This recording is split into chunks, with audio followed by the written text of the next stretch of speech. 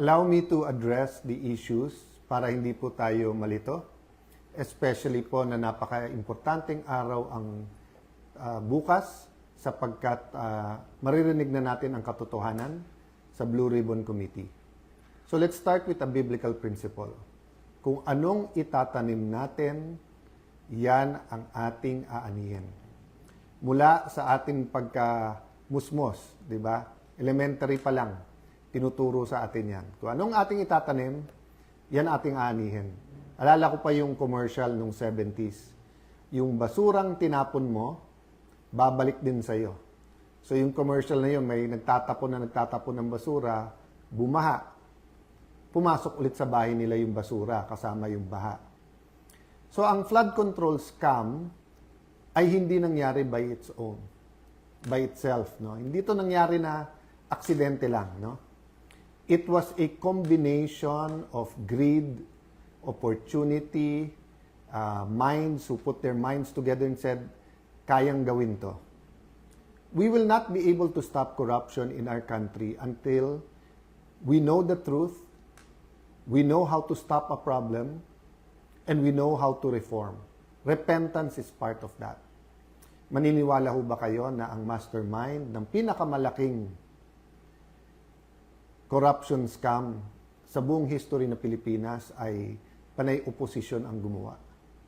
Napakagaling naman po pag members ng opposition ang gumawa under the nose of an administration na samantalang mahigit 2 taon na nangyayari.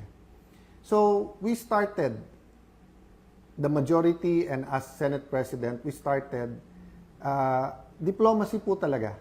Wanted to work together. Number 1 priority is the economy. Number 2 po, yung pong impeachment dahil accountability.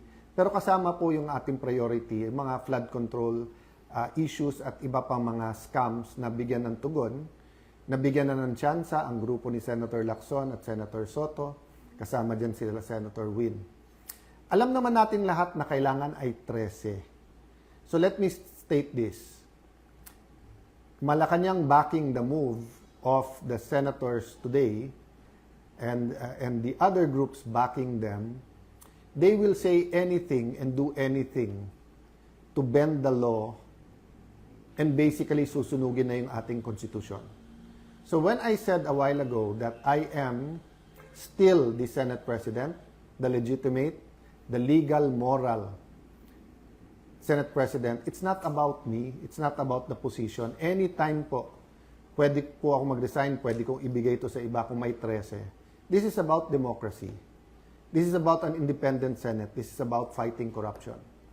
You cannot say you love democracy, but walang checks and balance. Hindi pwedeng sabihin you love democracy, pero pag mali yung numero, invento na lang po tayo. I don't know how much time I have. There's so much I want to tell the Filipino people. Some of it you might think is very productive. Some of it you will think it's my thoughts. But let me tell you this from the bottom of my heart.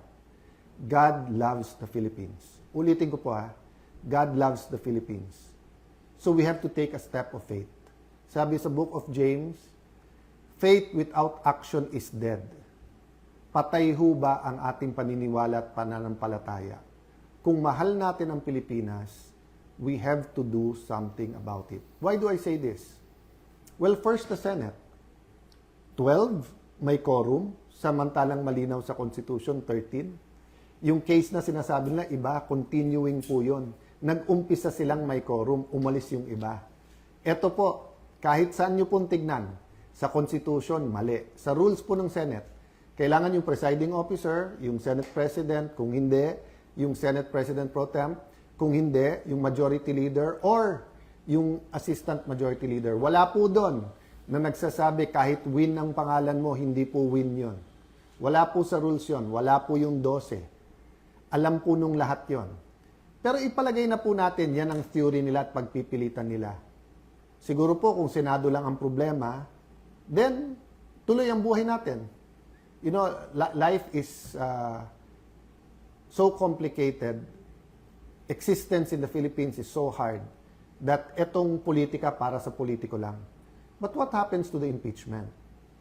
So sa impeachment ho ba ngayon, mag-aaresto ng 2, 4 pa. Para pag sinabi nilang 22, pwede ng 12. So pag 20 na lang o 18, pag 18 na tira, 12 na lang pwede mag-convict. At pagkatapos, paano pagka constitutional change na ang gagawin? At ayaw rin pumayag ng ibang senador. Ikukulong na rin po ba? Malinaw na malinaw po ang konstitusyon at rules po ng Senado. You cannot declare all positions vacant with a number of 12. You cannot even hold a session because walang quorum. Assuming may quorum, you need 12 to remove a Senate President, and then you need 13 to remove a Senate President. Okay? Lilinawin ko po ha. You need 12 for any position below the Senate President pro tem. So, kahit anong chairmanship, majority actually pwede na. Kaya kahit 11 all, pag nawala yung isa, 10, 11, masusunod na yung 11. But for Senate President, for quorum, and for Senate President pro temp, you need 13. No? So, ilalaban po natin to, hindi dahil nilalaban nyo ang Senate Presidency ni Alan Cayetano. Hindi. Kung hindi dahil po, mahalaga sa atin ang 1987 Constitution. Dahil po, hindi ito isang pirasong papel lang. I'm issuing a memo to the Secretariat and to the Office of the Sergeant at Arms to keep the Senate open tomorrow. We will have the Blue Ribbon Committee. As Senate President, nasa authority ko po ang premises ng Senado. Do not padlock the Senate. Do not have an excuse na may rally. Parati naman may rally sa Senate. Do not tempt the Filipino people to come out in thousands, hundred thousands, and millions. We are not provoking a political crisis here. You are provoking a crisis. Sabi nila, trabaho yung issue. Pinalitan lang nila yung mga chairman, tapos in-adjourn din. Hindi rin naman pinatawag yung CA para sa mga general.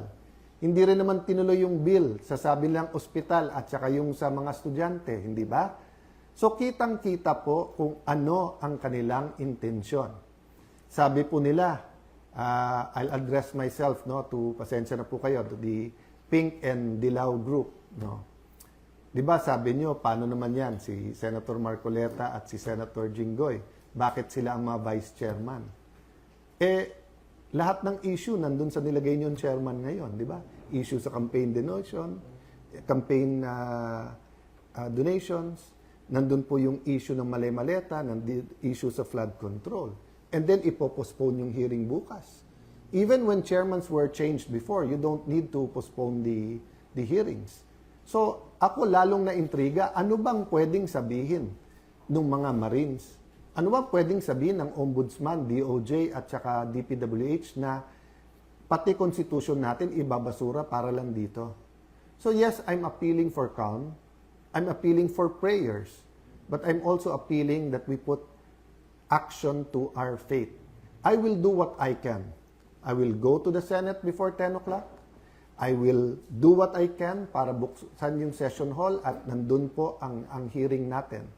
My authority now comes from the Constitution, but my strength will come from your prayers and will come from the fact na ang ating bansa ay dapat ipaglaban. I still remember the day that my dad called us together at lumuluha siya at sinabi niyang mag-abroad na kayo because magkakagulo. And we don't know what will happen. We may be arrested, we may be killed. That was either February 21 or February 22. I think it was 21, before that day. And we all hugged him and sabi namin, if you love your country, we love hindi ka namin iiwanan. So, malayo tayo sa crisis, mga kababayan. Malacanang, malayo tayo sa crisis. Why are we bringing it to a point of a political crisis na mahirap i-atras? The hearing is confined. So, yes, the notice of cancellation from the illegitimate, the illegitimate is not the committee. No, hindi ko ginagaya si Senator Erwin na ginagamit yung word na bastard kasi ngayon, whether or not you're a single parent, whether or not you're legitimate, tao ka pa rin. I'm talking illegitimate meaning hindi siya legal. Senator Erwin is not the legal chairperson of the Blue Ribbon Committee. Okay? Senator Pia Cayetano is the chairperson because there was no quorum, there was no session under the law that took place.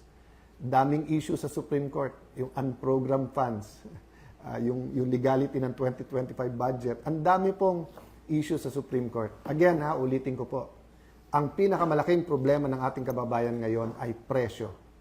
Presyo, trabaho at kita. Dadagdagan pa ba natin? You have manufactured a crisis since May 11 by saying magulo kami. Then you come up with this solution. One day today, papunta sa SONA, when we were going to produce our economic plan, our plan against corruption, the hearings, and then the impeachment. So, I will rest my case there. As I told you, there's a lot of things I want to say, but if we love our country, pray for our country. If we love the Senate, I'm addressing myself sa mga empleyado ng Senate, I don't care yung mga binubulong sa akin dyan na, over the years, eto mga appointee ni Senator Drilon, eto mga appointee ni Senator Soto, etc. I believe that all of you love the Senate. So it's time to speak up, to tell your bosses, whether sila yung nasa majority or minority, we won't stand for this. Because there's no difference of padlocking the Senate during martial law sa ginagawa ngayon na pinupunit, binubura, binabasura, sinusunog ang ating Philippine Constitution. Again po Alan Cayetano is not the issue here. My Senate presidency is not an issue there. I told you from the start, I'm the walking dead. Walking dead as Senate President. Ano ibig sabihin? Anytime yung hatol na tanggalin sa akin. But ang problema po, ine-escalate nila. So I really hope po that this is not about the impeachment, this is not about changing the Constitution. Nakakapagtaka po, yung pagka-execute, biglang sasabihin na ng House of Representatives na kinikilala si Senator Win, sinasabi na ng Malacanang. Diba? I mean, guys, res ipsa loquitur. Diba? I won't elaborate. Kayo na I won't use the words to describe what's coming now. Why? Because you are as intelligent as I am. You are as patriotic as I am. The question lang is, what are we going to do about it? Pray for us. Pray for Senator Marcoleta. Pray dun sa natira sa majority because paglalaban natin ang ating bansa. God bless you all. Good night po sa inyong lahat.